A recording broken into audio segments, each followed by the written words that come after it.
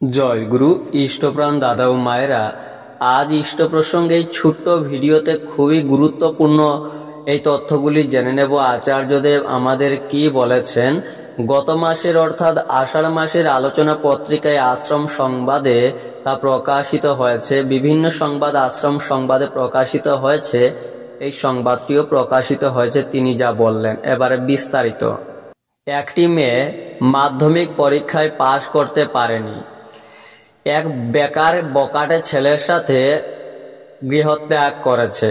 গ্রামে জানাজানি হয়েছে। পরম পূজ্যপাদ শ্রী শ্রী আচার্যদেব খবরটা শুনে বললেন, এর জন্য তো আমিও দায়ী। গ্রামের যত মানুষজন আছে প্রত্যেকে দায়ী। দৃষ্টিভঙ্গি উদার হতে হবে। গ্রামের সব মানুষের কর্তব্য মেয়েদের লেখাপড়া শিখিয়ে উপযুক্ত বিয়ের ব্যবস্থা করা। গ্রামবাসী সবারই চেষ্টা থাকা দরকার। সমাজের মানুষ আমি, তাই আমিও দায়বদ্ধ। দায় এড়াতে পারি না। জয় গুরু।